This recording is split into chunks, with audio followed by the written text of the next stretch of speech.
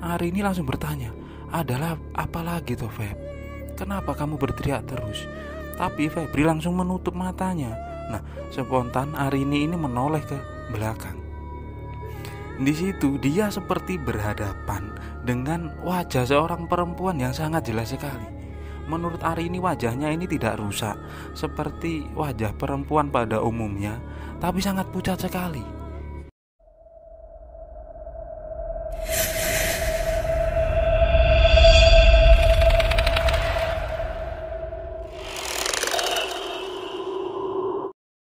Assalamualaikum warahmatullahi wabarakatuh.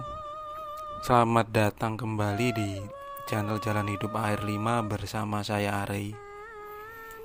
Dan semoga teman-teman yang mendengarkan video ini selalu diberikan kesehatan dan kelancaran setiap aktivitasnya. Kali ini aku mau menceritakan sebuah kisah yang bagiku cukup menyeramkan. Kisah ini belum lama terjadi, yaitu pada liburan tahun baru kemarin. Cerita yang dikisahkan oleh salah seorang teman, namanya Mbak Arini. Dia seorang gadis berusia 25 tahun. Nah, Arini ini bekerja di salah satu perusahaan di Gresik, Jawa Timur. Dia ini bagian kepala marketing di tempat itu, bagian pemasaran untuk memasarkan produk-produk dari perusahaan itu. Kisah ini dialami oleh Arini dan salah seorang temannya bernama Febri. Jadi Febri ini juga seorang gadis berusia 22 tahun. Dia ini sudah bekerja dengan Arini selama beberapa bulan terakhir. Jadi Arini bekerja di perusahaan itu sudah hampir 4 tahun. Dan sedangkan si Febri ini baru sekitar 6 bulan. Kisah ini diawali sekitar pertengahan bulan Desember kemarin. Jadi waktu itu Febri mengalami sebuah masalah. Jadi dia ini baru saja putus dengan pacarnya, yang menurut cerita sudah berjalan 2 tahun. Tapi pada waktu itu mereka ini ternyata putus. Sebenarnya Arini tidak mengerti tentang persoalan itu, tapi beberapa hari terakhir Febri ini tidak fokus dalam pekerjaannya.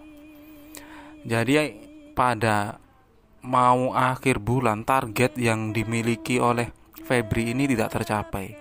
Sedangkan si Arini yang merupakan leader dari Arini, tim yang dikelola oleh Arini termasuk Febri dan beberapa teman yang lain, mereka ini bingung karena target belum tercapai. Nah, akhirnya si Arini ini bertanya kepada Febri dan Febri pun menceritakan tentang semua masalahnya.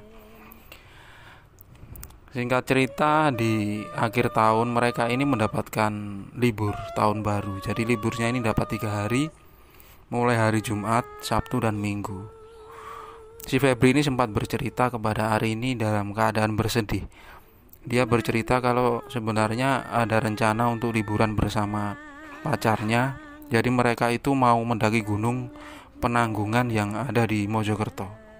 Tapi semua itu gagal. Dan pada akhirnya Arini ini bilang kepada Febri, sudah, kamu gak usah sedih. Kita isi liburan tahun ini untuk pergi saja. Nanti kamu ikut aku ke rumah budeku. Kebetulan tempatnya ini enak, berada di daerah Kediri.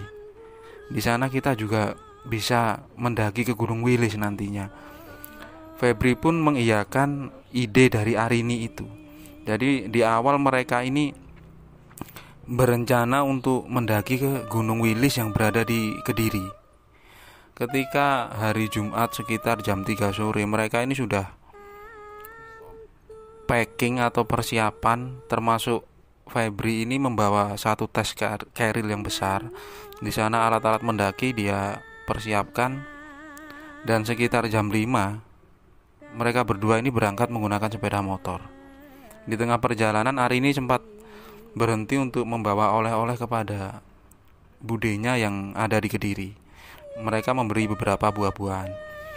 Sekitar jam 7 malam Hari ini sampai di rumah budenya yang ternyata berada di sebuah desa, tepat di lereng Gunung Kelut. Nah, ketika baru sampai, Febri ini kelihatan senang. Moodnya tiba-tiba berubah ketika dia melihat suasana di desa tersebut yang menurut Febri sangat nyaman sekali, udaranya sejuk.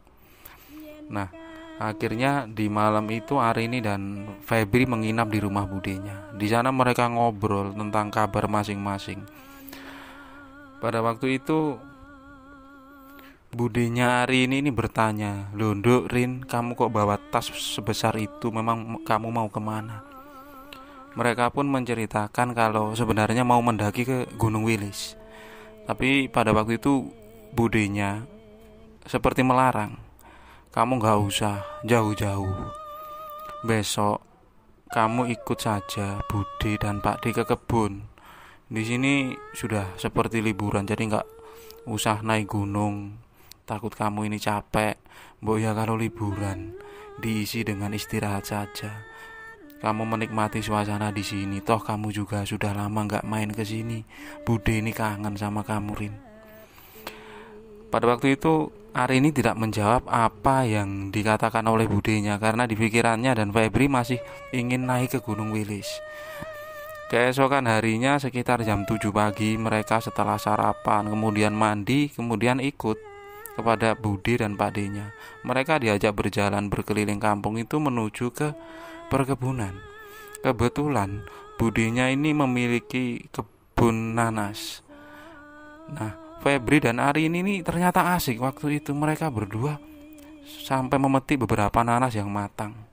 Dan mereka berjalan di perbukitan di tempat itu, yang memang hawanya sejuk, orangnya ramah-ramah, terus jauh dari polusi karena mereka setiap hari ini bergelut dengan suasana yang ramai penuh polusi di jalanan. Jadi mereka benar-benar menikmati suasana desa itu. Pada akhirnya jam 12 siang mereka ini pulang. Ketika sebelum pulang, Febri ini sempat melihat ke atas dan di perbukitan itu dia bilang, "Loh, Mbak Rin, di sana itu enak kayaknya kalau kita buat camping. Apalagi jalannya nggak terlalu jauh. Daripada kita ke Wilis nanti butuh perjalanan lagi. Apa nggak sebaiknya kita nanti malam camping di sana saja?" Nah, hari ini waktu itu pun sempat melirik ke arah atas. Di sana bilang, "Loh, memang mungkin itu cocok, apalagi nanti kan malam tahun baru. Dari sana kita bisa melihat nanti kalau ada kembang api." Kemudian mereka beranjak pulang. Sekitar jam 4 sore setelah mereka beristirahat, hari ini izin kepada Bude dan Pak D-nya. "Bude, Pak D, aku mau izin karena sudah bawa perlengkapan untuk mendaki tapi gak jadi mendaki. Bagaimana kalau nanti malam aku ke atas saja, aku camping di sana semalam. Soalnya sudah nanggung, apalagi temanku ini, dia ini sudah lama gak mendaki. Dia pengen merasakan suasana alam di malam hari." Pada waktu itu Pak D-nya ini menolak dengan tegas. "Kamu kalau niat liburan ke sini, mbok ya ndak usah aneh-aneh tondo. Di sini kamu kan bisa tidur di kamar. Kalau kamu mau keluar ya keluar, main ke kota atau kemana.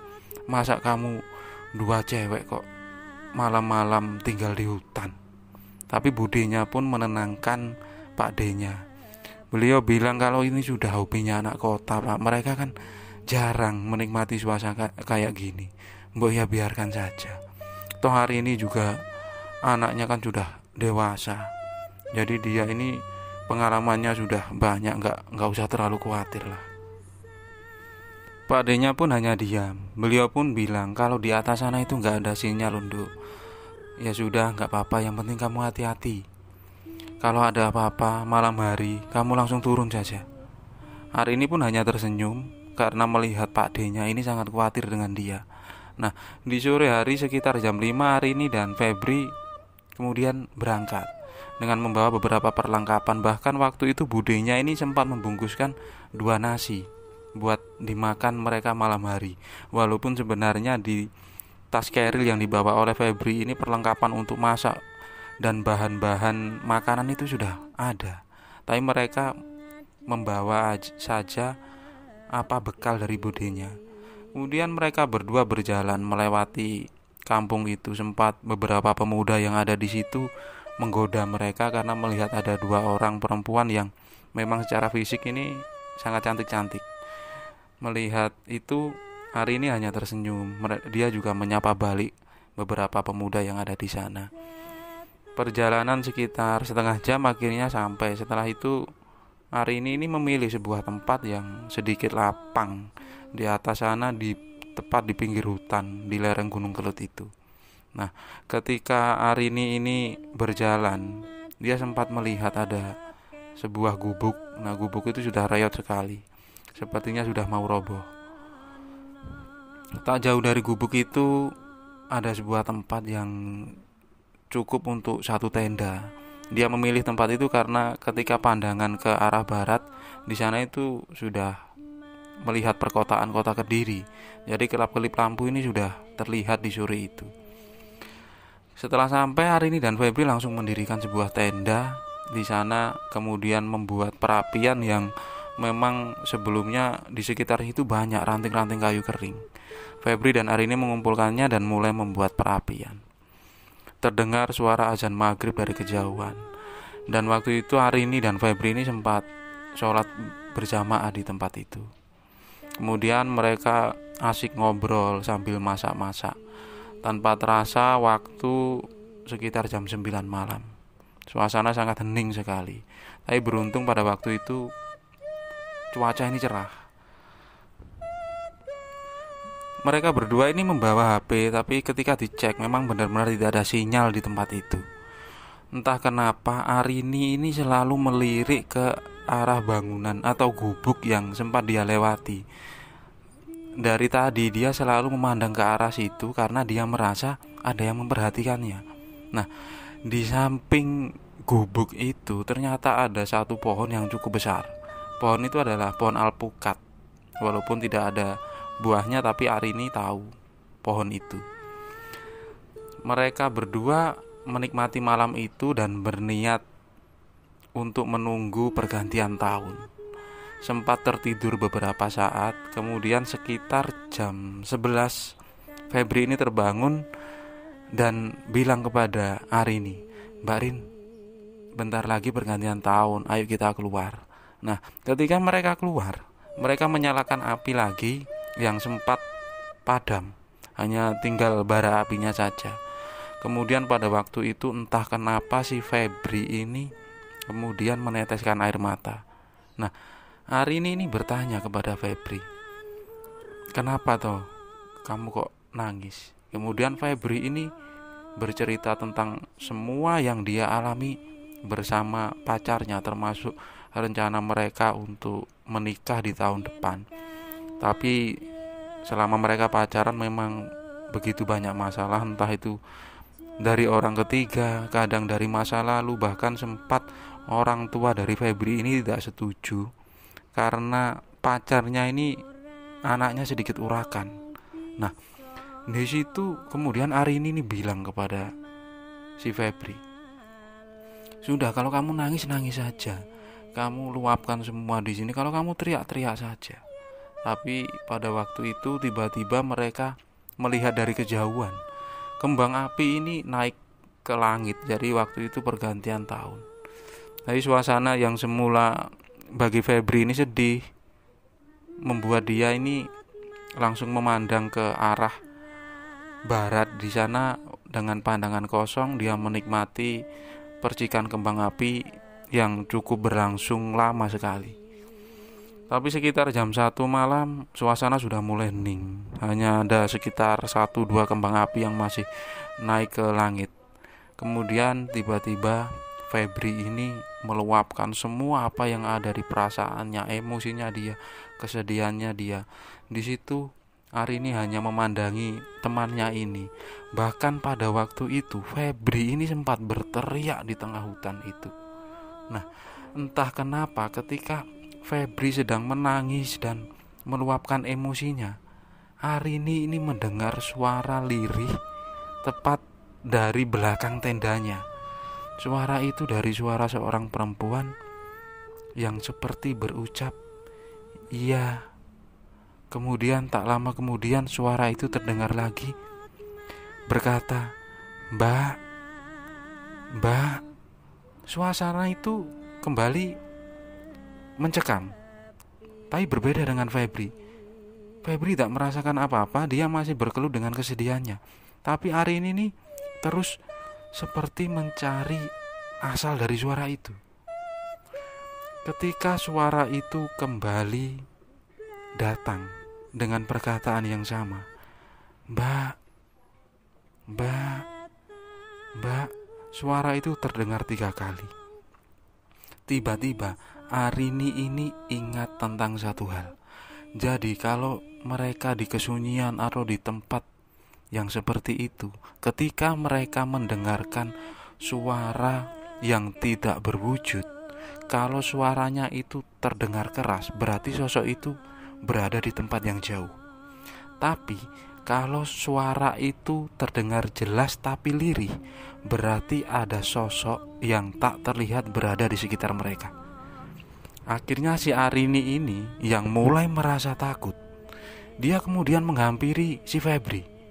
"Udah dek, sudah, gak usah diteruskan lagi, perasaanku ndak enak." Nah waktu itu Febri yang sambil mengusap air matanya ini bilang, "Maaf mbak, aku keterusan." "Sudah gak apa-apa." "Emang ada apa mbak?"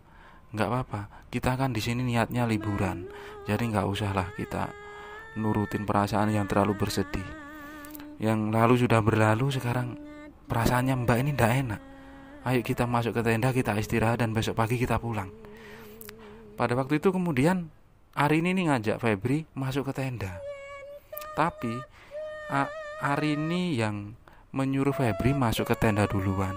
Ketika dia baru saja melangkahkan kakinya menuju ke tendanya, tiba-tiba Arini ini mendengar suara seperti langkah kaki. Dia pun kemudian berdiri, menoleh ke kanan dan ke kiri. Mungkin aku salah dengar. Nah, akhirnya di dalam Febri ini yang sedang menata matras untuk mereka tidur, sedangkan Arini baru saja masuk ke dalam tenda. Tapi sebelum Arini sempat menutup resleting tenda mereka, Febri ini yang menoleh ke belakang. Dia melihat dengan jelas ada sosok perempuan sedang mengintip mereka dari pintu tenda itu. Nah, spontan si Febri ini langsung berteriak. Pada waktu itu Arini langsung bertanya, "Adalah apa lagi toh Feb? Kenapa kamu berteriak terus?" Tapi Febri langsung menutup matanya. Nah, spontan Arini ini menoleh ke belakang. Di situ dia seperti berhadapan dengan wajah seorang perempuan yang sangat jelas sekali. Menurut Arini wajahnya ini tidak rusak seperti wajah perempuan pada umumnya, tapi sangat pucat sekali.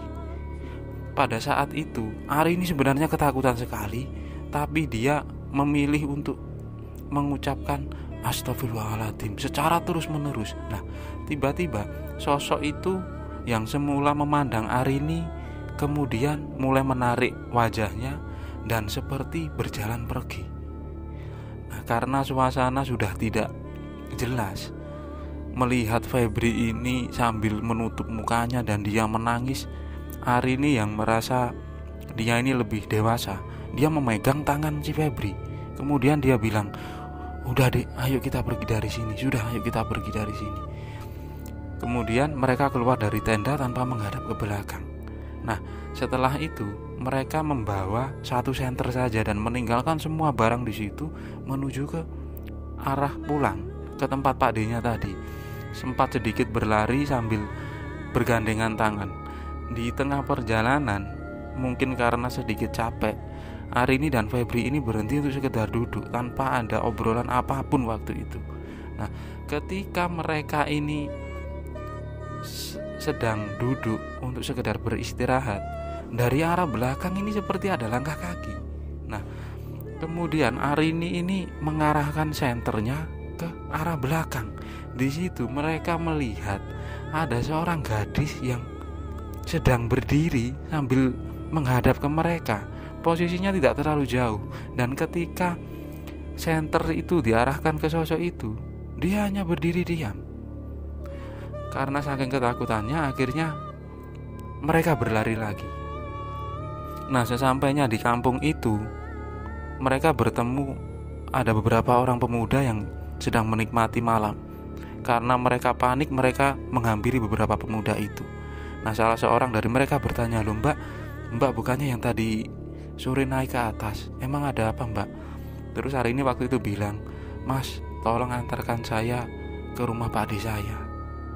Karena jaraknya dari pinggir kampung itu cukup jauh.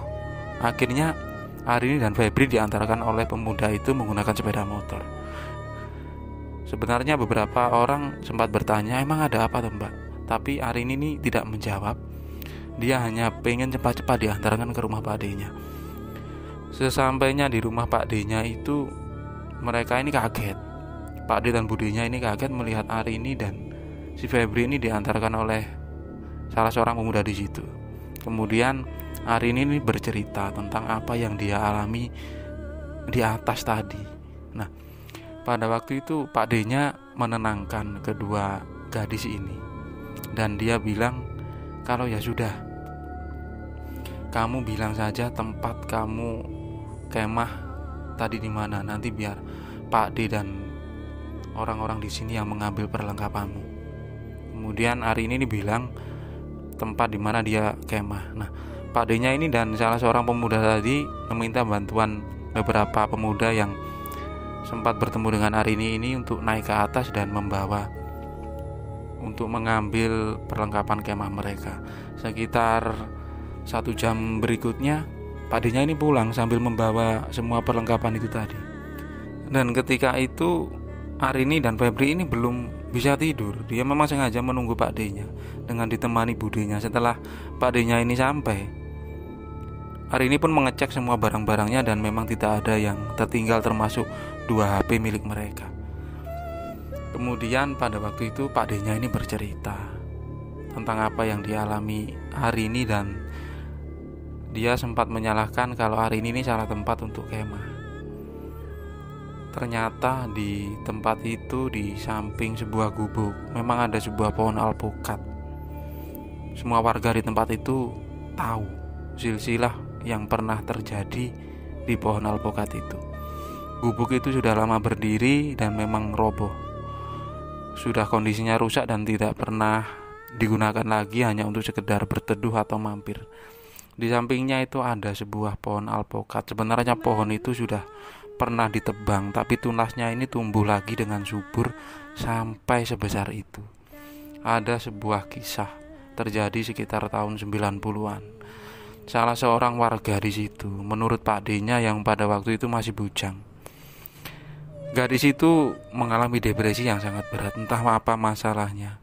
Jadi dia pergi di sore hari ke tempat itu, dan keesokan harinya ditemukan gantung diri di pohon alpukat itu. Keluarganya sempat shock dengan kejadian itu, dan bahkan salah seorang saudaranya akhirnya menebang pohon alpukat itu. Jadi mungkin yang sempat menemui Arini dan si Febri ini adalah makhluk yang menyerupai arwah dari seorang gadis yang pernah gantung diri di tempat itu. Terima kasih buat teman-teman yang sudah menonton video ini. Jika teman-teman suka, tekan tombol like. Jika tidak suka, tekan tombol dislike. Itu pun kalau tega. Komen ya, kasih masukan, atau kita berbagi cerita horor. Subscribe, share juga boleh. Terima kasih dan wassalamualaikum warahmatullahi wabarakatuh.